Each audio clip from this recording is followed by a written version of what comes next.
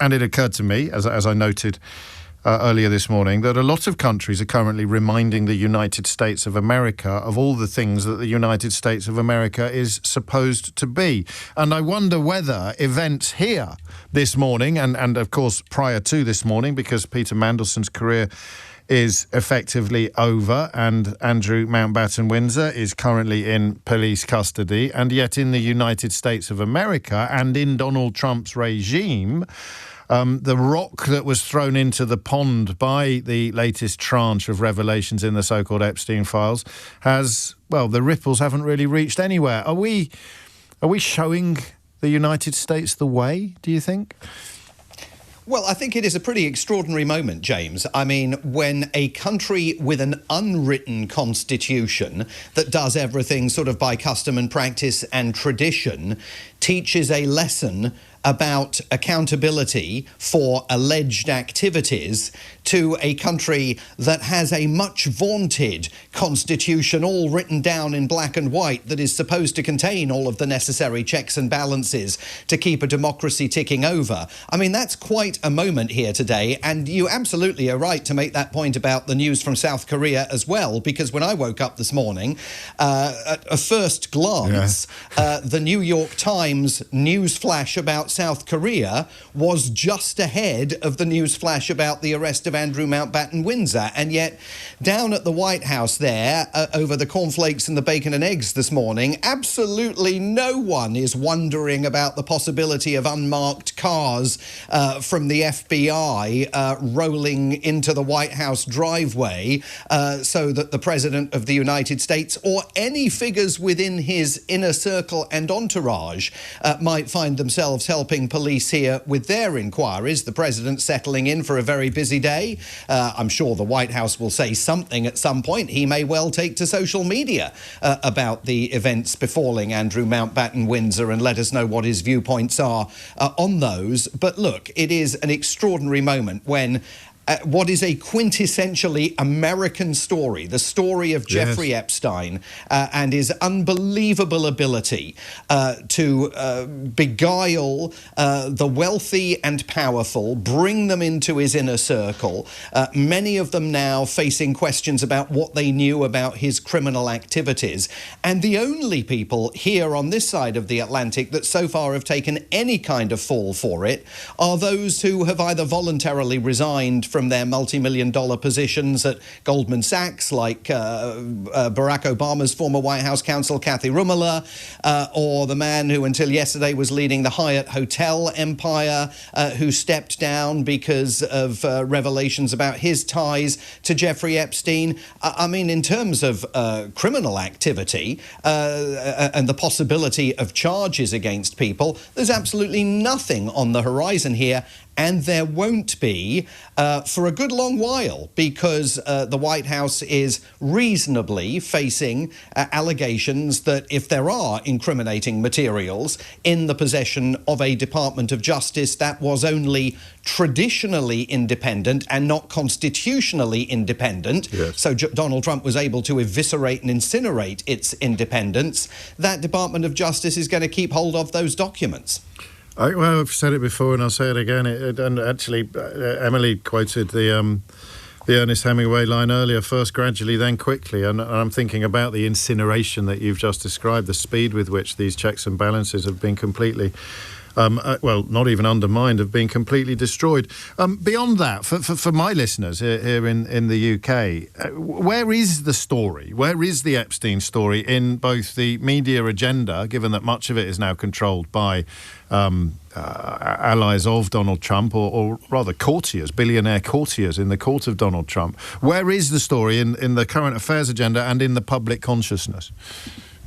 Well, it's certainly a story that is being very, very closely followed here, and that's fueled partly by President Trump's own Make America Great Again supporters, who, of course, were salivating over the release of documents that he promised them would take place on the election campaign trail in 2024, documents 3 million of which, despite a law now being on the books requiring their disclosure, the Department of Justice is continuing to hang on to. Yesterday, Kash Patel, the director of the FBI, gave an interview to his former deputy, now back at his podcast, Dan Bongino, in which he unashamedly, proudly described the fact that President Trump, to all intents and purposes, is the chief law enforcement officer of the United States, not Pam Bondi, the Attorney General, not Kash Patel, the FBI director. He made it abundantly clear that they take direct instructions from him.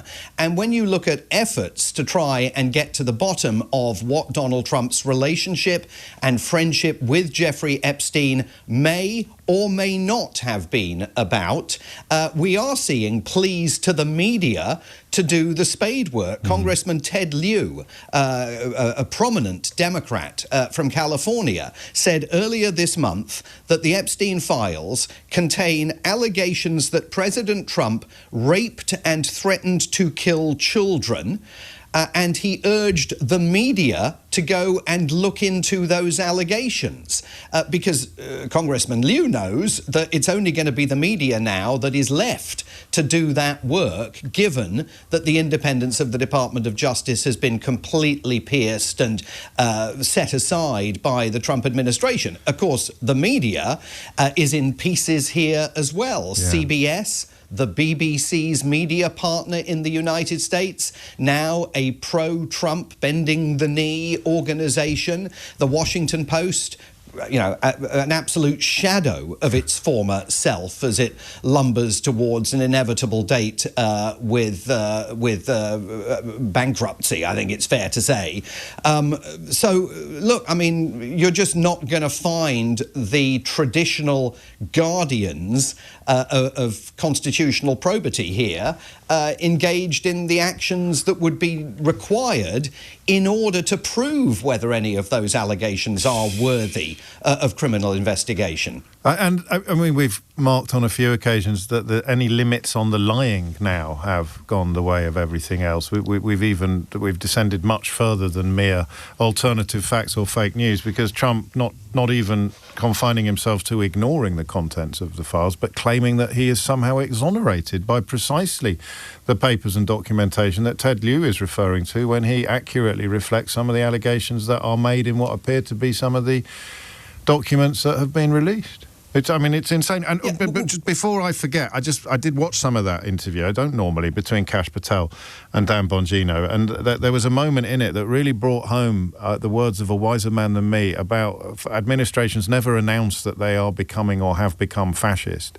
All they do is portray the enemies of fascism as being criminals. And when those two characters start talking about the anti-fascist movements, or Antifa as they like to call it in the United States, that warning from history assumed a resonance that actually sent a shiver down my spine. They never announced that they're fascists. They just tried to portray the enemies of fascism as enemies of the state. I suppose the ultimate test on how worried Donald Trump is about any of this reaching the Oval Office would be if he decided to take military action against Iran, because who would argue that it wasn't designed essentially as a distraction? Yeah, and look, I think as you and I talked about last week, he needs a distraction. Not just from issues pertaining to the Epstein files, which I think are way down the list of reasons why he needs a distraction, but he needs a distraction from the U-turn that he's engaged in Minneapolis. He needs a distraction after the fury over his racist meme about the Obamas, for which he still has not and is not going to apologize. And, there are suggestions, no question, that he's beefed up American military presence in the region. There were suggestions here last night that some sort of military strike could be launched as early as this weekend, although the president was said not to have made a decision. The Iranians claim that a basis for cooperation was established in talks in Geneva this week. That is not a phrase or an emotion that we are hearing echoed from the US government. Whether Donald Trump is willing to give those talks a little bit more time, I think, is unclear. Remember that Tuesday night is his State of the Union address? Does he want to walk up to the podium for that speech on Tuesday night with a bit of military action against Iran behind him?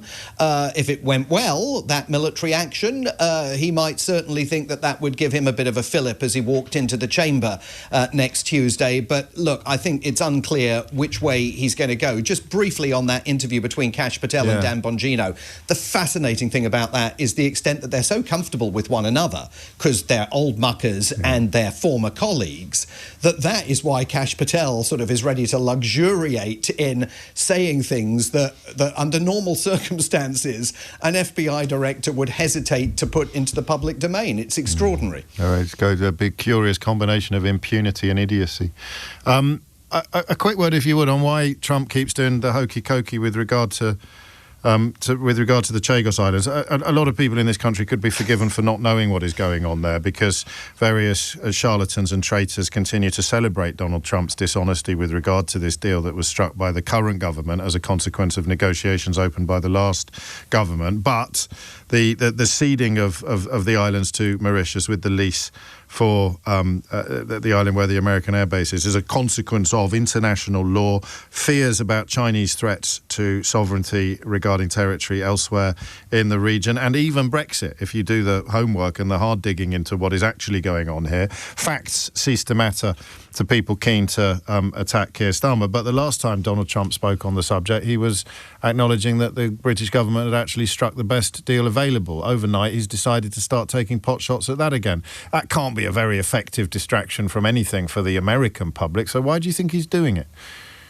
Well, I have to say, when I glanced at my phone yesterday and the LBC news alert flashed up saying Donald Trump says that he's completely against the Chagos Islands deal, I thought there was something wrong with my phone. I thought this was like some message from months ago that had never flashed up previously, because he's been... his Secretary of State, Marco Rubio, initially described it as a monumental achievement. Which it is. Then Donald Trump was against it. Yep. Then Donald Trump was grudgingly in favour of it, saying that it was the best deal the Prime Minister could get. Then on Tuesday of this week, his State Department put out a written statement backing the deal. And then suddenly yesterday, Donald Trump did another 180. He goes back to this persistent claim that leases of things, of countries, leases of countries are no good. Even though it's a 100-year lease, it's no good. You've got to own the country, which of course is tied to the... Exactly. It's tied to the unresolved issue of Greenland, which will, by the way, raise its head again. Yeah. And so, but what prompted it? I mean, had he had a chat with a mate of his over in the UK? We don't know. What prompted it? Who knows? But at this point, the British government surely would be perfectly entitled to say, we're just going to crack on because the President of the United States obviously doesn't know what he wants. His own government cannot be consistent with it. They said yesterday at the White House podium when Caroline Levitt was asked, how do you square what the president has said on Truth Social with what the State Department said yesterday? She said, well, basically what the president says on Truth Social, that is from the horse's mouth. That is the legitimate release of information by this administration. So make of that what you will. Well, yes, because of course it gives the lie, as you implied, to any claims that when he's posted particularly toxic stuff, it was an aide that did it who ran away, but it doesn't matter because they could claim next week that the stuff was an aide who did it. So they'll say yesterday, as Simon reminds us, that that is it. That is ex cathedra, which is the Latin phrase you use to describe the Pope being the vessel through which God speaks. So when Trump posts on Truth Social, that is the unalloyed truth coming direct from what passes from the president's brain. But next week they'll say the opposite again. So none of it matters. And the Chagos is a perfect example of that.